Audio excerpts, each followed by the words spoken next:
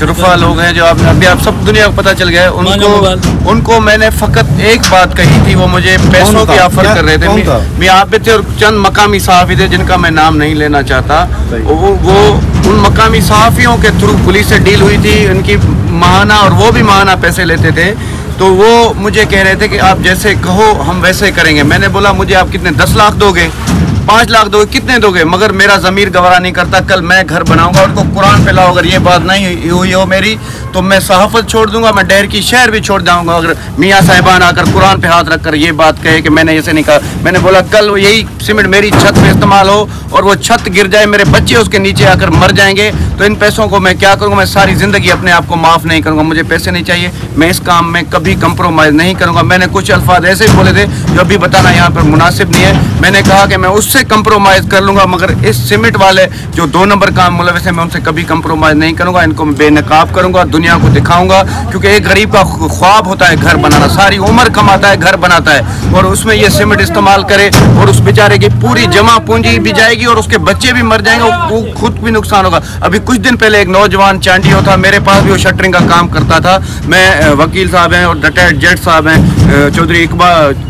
चौधरी आफ्ताब साहब, मैं उसको कहूँगा, उसके शटर के नीचे, उसके शेड के नीचे एक नौजवान इसी सीमेंट की वजह से, इसी सीमेंट की भेंट चढ़ा था, वफात कर गया था, फोत हो गया था, शेड गिरा था। तो वो मेरे पास भी काम करता था, मुझे वो भी एहसास था कि नौजवान, उसका बूढ़ा बाप जो है चीखता रहा, पुकारता रहा, मगर उसको अभी तक इंसाफ नहीं मिला। उसमें भी यही सीमेंट मुलविस है, वो नौजवान भी इसी सीमेंट की भेंट चढ़ा है। फोत में चौधरी साहब जो है आफ्ताब साहब को ये कहूँगा कि इन सीमेंट मालिकान के खिलाफ वो भी कोर्ट से रुजू करे, क्योंकि वो मजदूर उसके पास काम कर रहा था, वो मेरे पास भी काम कर रहा था, मैं भी कोर्ट से रुजू करूँगा। मैं वकला बिरादरी जो है उनको भी ये कहूँगा कि ये उनका भी मसला है। मैं शहरियों को कहूँगा ये उनका भी मसला है, सिर्फ हमारा ज़ाती सहाफ़ियों का मसला नहीं है, ये पूरे पाकिस्तान, पूरी सिंध का मसला है। ये सीमेंट पूरी पाकिस्तान में जा रहा है, पूरे सिंध में जा रहा है, लोग इस्तेमाल कर रहे हैं और लोग इसके नीचे मरेंगे। हम तो लोगों के लिए लड़ रहे हैं ना, हमारा ज़ाती इसमें कोई ताल्लुक नहीं। वो मुझे पैसे भी देते रात, अगर मैं डील करता हूँ मुझे पैसे भी देते, मगर मैं ऐसे पैसों पर लानत भेजता हूँ जो इंसानी ज़ात से खेलने वाले पैसे हों, जिनमें इंसान ज़ात का नुकसान हो। ऐसे पैसे मुझे नहीं चाहिए, मैं इन पर लाख बार लानत भेजता हूँ। मैं अभी भी चैलेंज करता हूँ जो कह रहे थे कि हम यहाँ पे उतार के या हम किसी में आए, कुरान पे हाथ रखें और लाइव करेंगे, सब सारा दुनिया को पता चलेगा कि सफ़ेद झूठ कौन बोल रहा है और झूठा कौन है और सच पर कौन है। हम अल्हम्दुलिल्लाह हम सच पर हैं सब, और असद भाई के लिए तो सब गवाही देंगे, वो बगैर प्रूफ के और बगैर सच्चाई के कभी किसी के खिलाफ खड़े नहीं होते।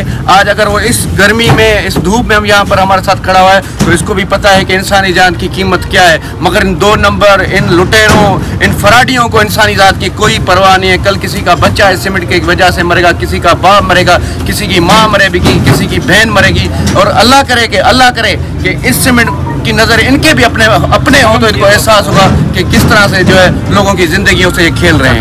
अच्छा काजी भाई, हमने ये सुना है कि अफवाही शहर में ये चल रही है कि आप लोगों पे जो दोस्त हैं हमारे साथी, उन पर एक कोई लचकी का बच्चा बोल रहे हैं कि हमल वो जो गिर गया अभी तो वो केस बनाने का ड्रामा किया जा रहा है। जो दुनिया सब जानती है, सब किसी को पता है। जैसे असद साहब ने कहा कि अब तो बहुत सारे लोगों के बच्चे गिरेंगे, उनके अपने पेटों में जो हराम के बच्चे हैं, जो उन्होंने हराम के निवाले सीमेंट के थ्रू खाए, उनके अपने पेटों से भी गिरने वाले हैं। और जो इनसे 2 टके लेकर और ईद की खर्चियाँ कुछ दिन पहले जिन्होंने वसूल किए हैं, अब तो उन अताइयों के भी बच्चे गिरने वाले हैं, क्योंकि कोई भी इस तरह का घिनौना धंधा हम नहीं करने देंगे, न इस धंधे की किसी की हम सपोर्ट करेंगे। इंशाल्लाह जब तक दम है हम इनको अपने जो इनकी कैफे किरदार है उस पहुँचाएँगे इन लोगों को जो इसमें मुलविस हैं।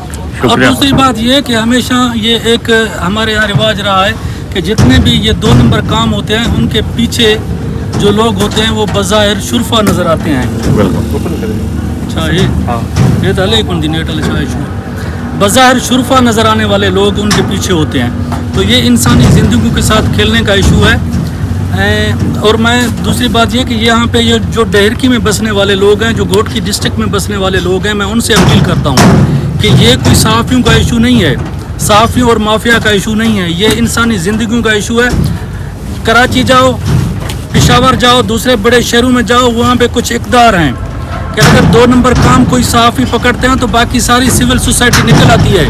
मगर यहाँ आप देख रहे हैं कि रात से हम जो है पसीना बहा रहे हैं और बाकी लोग ऐसे खामोश हैं, जैसे उनको शाम सुन गया हो। क्या आप लोग डरते हैं? साहब, आज एक KPK का दोस्त था प्रेस क्लब पे, उसने कहा कि आज ये अगर कार्रवाई आप KPK में कहते तो पूरा शहर आज आपके प्रेस क्लब पे होता और आपको मुबारकें दे रहा होता। इतना बड़ा काम है, अपने इंसानी जानों को बचाने की कोशिश की, मगर अफसोस, उसने कहा अफसोस है कि आपको डेहरकी के लोग यहाँ पे कोई नजर नहीं आ रहा, कोई सपोर्ट नहीं करने वाला।